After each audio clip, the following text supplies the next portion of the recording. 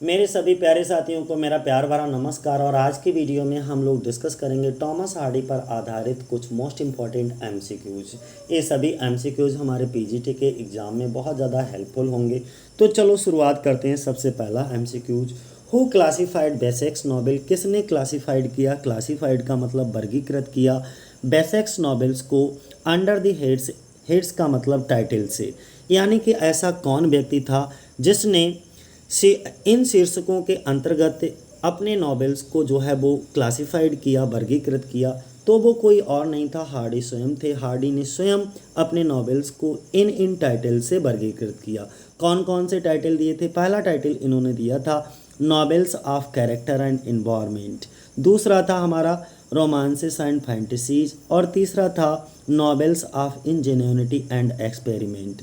तो ये कौन थे? हार्डी हिमसेल्फ, हार्डी स्वयं थे। हार्डी ने स्वयं अपने नॉवेल्स को जो है चरित्र और पर्यावरण के उपन्यास, रोमांस और कल्पनाएं, सरलता और प्रयोग के उपन्यास जैसे शीर्षक के अंतर्गत क्या करा था?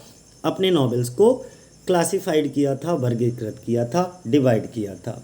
अगला अगर बात करें क्वेश्चन नंबर 2 की, तो क्वेश्चन नंबर 2 कहता है, फिर वैसा ही क्वेश्चन है लेकिन एक और राइटर थे जिन्होंने टॉमस हार्डी के नॉवेल्स को कुछ इस तरीके से वर्गीकृत किया, कुछ इस तरीके से क्लासिफाइड किया इन टाइटल से। वो टाइटल उन्होंने कौन कौन से दिए थे? जैसे pastoral tragedies, pastoral comedies, pastoral romances and pastoral extravagance. तो इस तरीके के टाइटल्स से किसने वर्गीकृत किया, किसने क्लासिफाइड किया?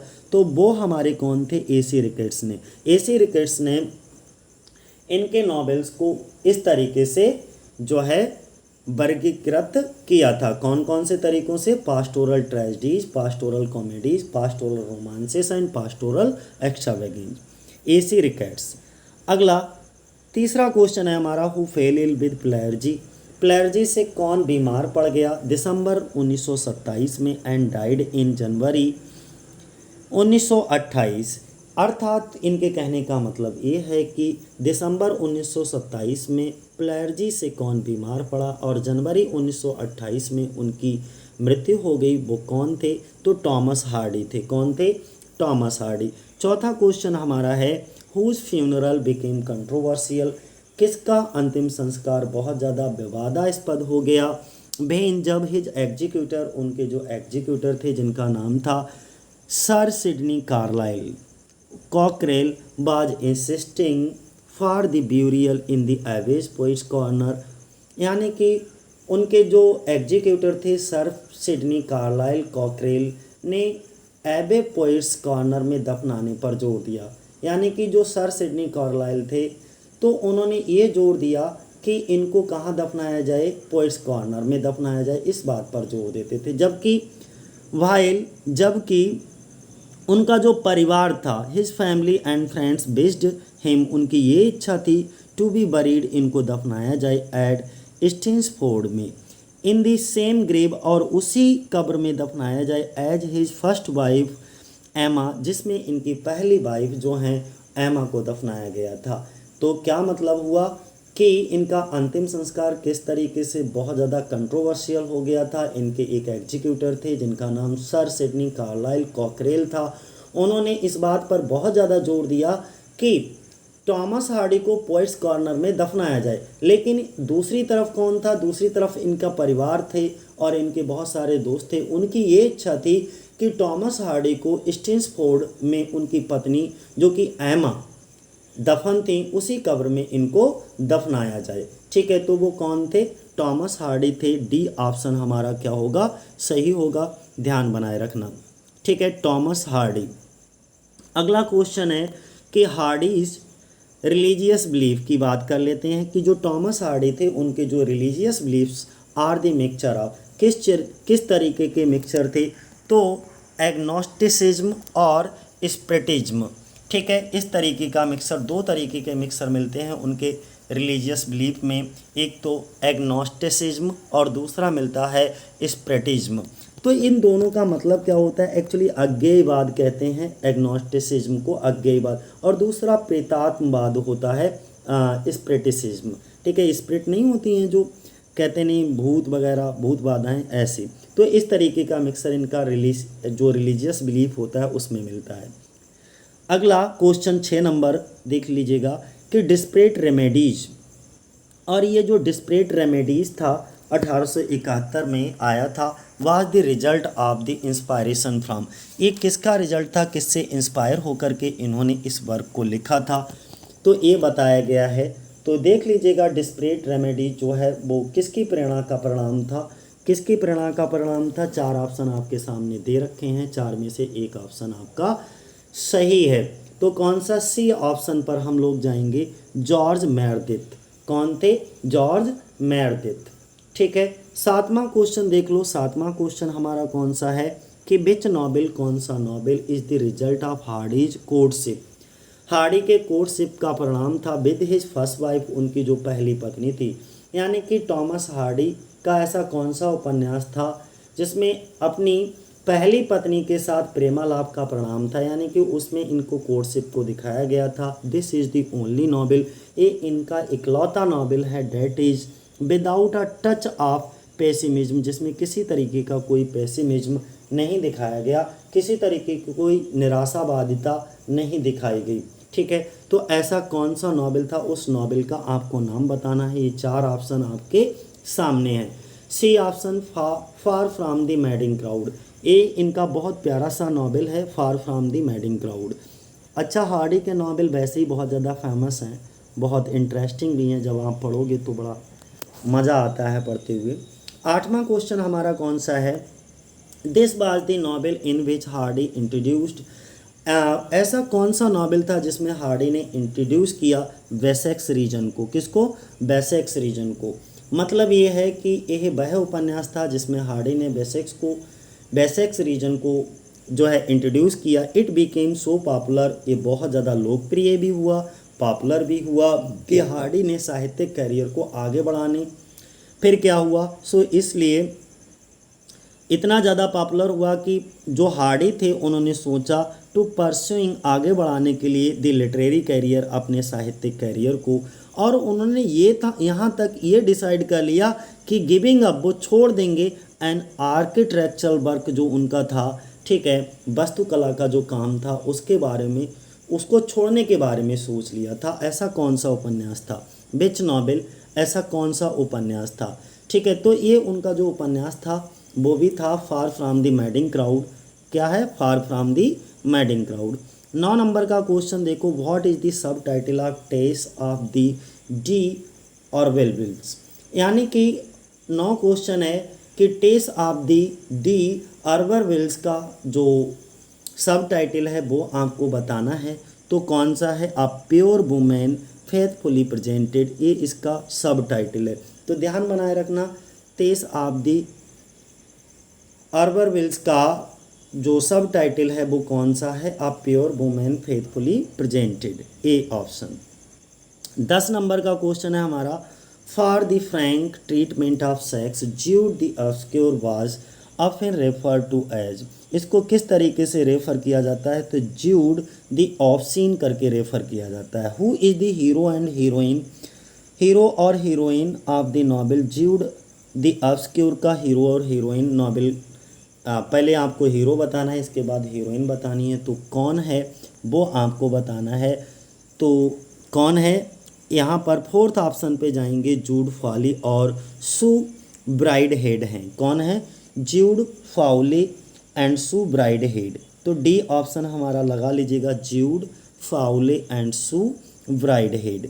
11 से बाद 12 नंबर पे देख लो, desperate remedies the hand of Ethelberta and a Laodicean can be under the category of, एक किस कैटेगरी के अंतर्गत आते हैं। तो देखो, डिस्परेट रेमेडीज पहला है, द हैंड ऑफ एथलवर्टा दूसरा है, और तीसरा आ लाउडेशियन, ये किन श्रेणियों के अंतर्गत रखा जा सकता है वो आपको बताना है, क्योंकि इनके नॉवेल्स कई सारे कैटेगरी में डिवाइड किए गए थे। तो ये किस कैटेगरी में आएगा, novels of ingenuity and experiment, किसके अंतर्गत ये नॉवेल रखा गया है, novels of ingenuity and experiment. A option हमारा क्या होगा, सही होगा। 13 नंबर का, a pair of blue eyes trumpet major, two on a tower and the well beloved are included in। इनको किस में इंक्लूड किया गया है, इनको किस नॉवेल के अंतर्गत, यानी कि जो इनके नॉवेल्स थे उनको वर्गीकृत किया गया था, क्लासिफाइड किया गया था। तो ये सभी नॉवेल किसके अंतर्गत रखे गए थे वो आपको बताना है। तो ये किसके अंतर्गत रखे गए थे, रोमांसेस एंड फैंटेसीज के अंतर्गत रखे गए थे। सी ऑप्शन हमारा क्या होगा, सही होगा, रोमांसेस एंड फैंटेसीज। 14 नंबर का क्वेश्चन एक बार को देख लो। डिक डेवी और फैंसी डे इनमें से दिखाई देते हैं, कौन से वर्क में ये कैरेक्टर दिखाई देते हैं, Dick Dewy and Fancy Day. तो Dick Dewy and Fancy Day जो दिखाई देते हैं under a greenwood tree, under the greenwood tree, इस वर्क में ये दोनों कैरेक्टर नज़र आते हैं। अगला क्वेश्चन है हमारा, Stephen Smith is a young architect. जो स्टीफन स्मिथ होता है वो एक यंग आर्किटेक्ट होता है। हु फॉल्स इन लव, जो प्यार करने लगता है विद आ एल्फ्राइड से। The blue eye daughter of a vicar, तो ये विकार की क्या है, ब्लू आई डॉटर होती है, ये उसकी विशेषता होती है, उसकी आंखें जो होती हैं वो ब्लू कलर की होती हैं। In which novel of Hardy does he appear, कौन से नॉवेल में वो नज़र आता है ये बताना है। एक बार फिर से समझ लो। जो स्टीफन स्मिथ एक युवा आर्किटेक्ट हैं जिसे विकार की नीली आंखों वाली बेटी एल्फ्राइड से प्यार हो जाता है। किससे, एल्फ्राइड से प्यार हो जाता है। और हार्डी के किस उपन्यास में वह दिखाई देते हैं, तो आपको ये बताना है किस उपन्यास में। आप पेयर ऑफ ब्लू आइज, यानी कि बी ऑप्शन, इनका कौन सा उपन्यास होता है, आप पेयर ऑफ ब्लू आइज में। 15 के बाद 16 नंबर का देखो, बाथशेबा इज द हीरोइन ऑफ। बाथशेबा किसकी हीरोइन है, तो ये फार फ्रॉम द मैडिंग क्राउड की हीरोइन दिखाई जाती है। अगला, at the end of the novel, novel के एकदम अंत में बाथशेबा फेल इन लव, वो प्यार करने लगती है विद सार्जेंट ट्रॉय से, एंड मैरिड हिम, और शादी भी उससे कर लेती है ट्रॉय से। बट ही डेजर्ट्स हर, लेकिन फिर वह उसको डेजर्ट कर देती है। डेजर्ट का मतलब होता है छोड़ देना, लेकिन वह उसे छोड़ देता है। इसके बाद में बेलवुड से शादी कर लेती है। But there is one lover named Wellwood, लेकिन इसका एक और लवर होता है जो कि काफ़ी एजिड होता है, 41 साल का, बॉलवुड, ठीक है। उससे शादी करने के बारे में सोचती है, लेकिन ये जो बेलवुड होता है वो ट्रॉय का मर्डर कर देता है। With home finally does she marriage, और नाट इस उपन्यास के बिल्कुल अंत में वो किससे शादी करती है, जो इसका हीरो होता है गैब्रियल ओक, उससे शादी करती है, जो कि 28 साल का होता है। तो 17 नंबर का क्वेश्चन क्या कहा गया, उसमें ये बोला गया है कि ये जो उपन्यास के अंत में बाथशेबा सार्जेंट ट्रॉय से प्यार करने लगी और उससे शादी कर ली, लेकिन जो सार्जेंट ट्रॉय होता है वह उसे छोड़ देता है। फिर बेलवुड नाम का एक प्रेमी है जिसने ट्रॉय की हत्या कर दी, और आखिरकार वह इस नॉवेल के अंत में किससे शादी करती है, ये क्वेश्चन पूछा गया है। तो अंत में वो किससे शादी करती है, गैब्रियल ओक से। 18 नंबर का क्वेश्चन है, in the novel the Mayor of कास्टरब्रिज, इनका एक उपन्यास है मेयर ऑफ कास्टरब्रिज, जो कि बहुत फेमस नॉवेल है इनका। There is the head Roger, इसमें एक हेड रॉजर घास बेचने वाला या काटने वाला दिखाया जाता। Who sales his wife Susan, जो अपनी वाइफ सूसन को बेच देता है, किसके लिए, न्यूसन के लिए। फॉर 5 गिनीज, कितने गिनीज में, 5 गिनीज में। इन द फेयर, मेले में। हेल्ड इन बैडन प्रायर्स में, जो एक मेला लगा होता है उसमें 5 गिनीज में। ये अपनी पत्नी सूसन को न्यूसन के लिए बेच देता है। Later he becomes the mayor, और इसके बाद में ये क्या करता है, हेड रॉजर ये मेयर बन जाता है कास्टरब्रिज का।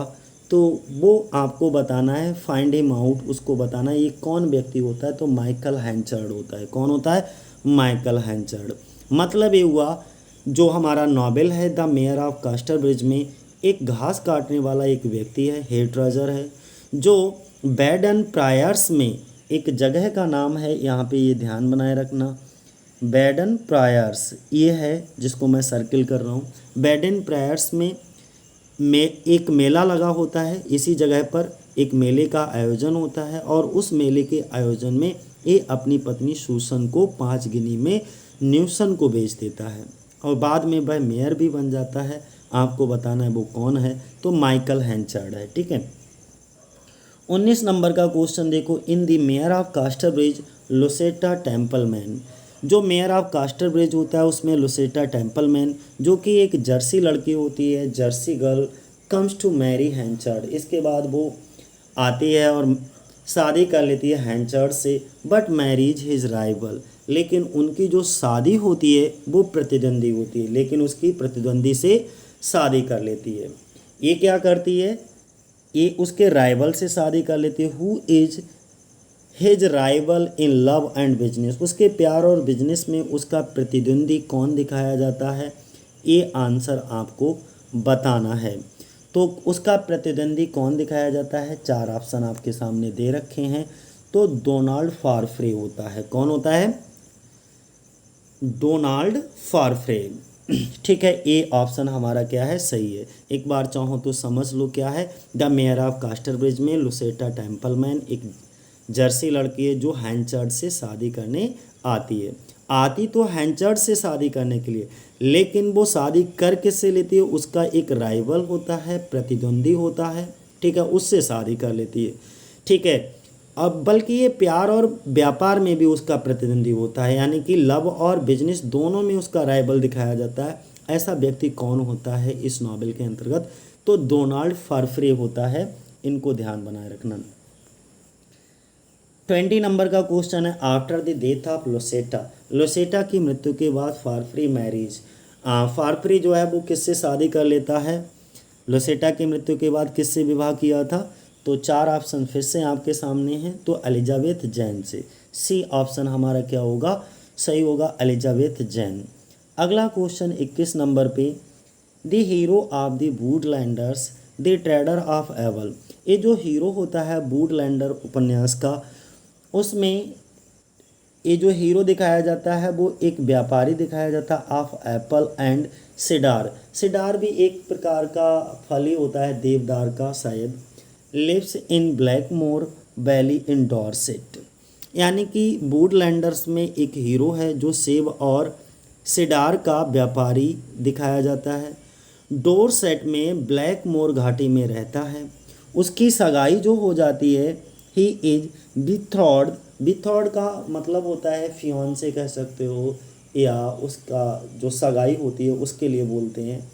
To Grace Melbury who reject him, जो उसे रिजेक्ट कर देती है, एंड मैरिज और शादी कर लेती है, अ फैशनेबल डॉक्टर एड्रेस फैट्सपिजर्स। यानी कि उसकी सगाई जो है वो ग्रेस मेलबरी से होती है, जो उसे अस्वीकार कर देती है, यानी कि उसको रिजेक्ट कर देती है।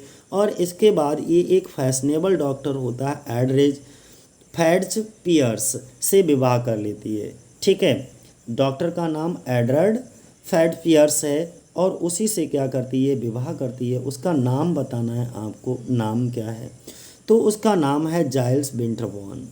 क्या नाम है, गाइल्स भी पढ़ सकते हो, जाइल्स विंटरबॉर्न उसका नाम है। ए ऑप्शन हमारा क्या होगा, 21 पे सही होगा। अगला क्वेश्चन है 22 नंबर पे, दी वेल्दी विडो। एक बहुत ज़्यादा वेल्दी विडो दिखाई जाती है इन दी वुडलैंडर्स एज। वुडलैंडर्स की एक बहुत वेल्दी विडो दिखाई जाती है, कौन होती है, फ्लिंस चारमोंड। कौन होती है, फ्लिंस चारमोंड जो है, या फेलिस चारमोंड भी बोलते हैं इसे, फेलिस चारमोंड होती है। सी ऑप्शन हमारा क्या होगा, सही होगा। ठीक है, द वुडलैंडर्स में धनी विधवा कौन है, Felice Charmond, Felice Charmond. Whose daughter is Tess, Tess किसकी पुत्री है, तो टेस किसकी पुत्री दिखाई जाती है। 4 ऑप्शंस आपके सामने दे रखे हैं, चारों में से एक ऑप्शन आपका सही है। जॉन डर्बीफील्ड की पुत्री दिखाई जाती है, किसकी, जॉन डर्बीफील्ड, यानी कि सी ऑप्शन। हु सीड्यूसेस टेस, टेस को सीड्यूस कौन करता है, कौन बहकाता है, तो वो कौन होता है, एलिक होता है। कौन होता है, एलिक। ठीक है, ए ऑप्शन हमारा क्या होगा, सही होगा। अगला 25 नंबर पे, टेस फॉल्स इन लव। टेस जो है फॉल्स इन लव, प्यार करने लगती है विद एंजल क्लेयर से। Who wants to marry her, जो उससे शादी करना चाहता है। She wants to tell about the sin, वो अपने सभी कुकर्म या पापों के बारे में बता देना चाहती है। बिफोर मैरिज, शादी से पहले। व्हाट डज शी डू, वो क्या करती है, तो वो she writes a letter of confession, वो कन्फेशन का एक लेटर लिखती है। मतलब ये हुआ टेस को एंजल क्लेयर से प्यार हो जाता है जो उससे शादी करना चाहता है। वह शादी से पहले किए गए पाप के बारे में बताना चाहती है, तो वो क्या करती है, तो वह कन्फेशन करती है, एक कबूलनामा का एक पत्र लिखती है। ठीक है, बाकी ये 25 तक ही रखेंगे। अगले क्वेश्चन हम लोग आगे डिस्कस करेंगे। तो आज यहीं तक। जय हिंद, जय भारत साथियों।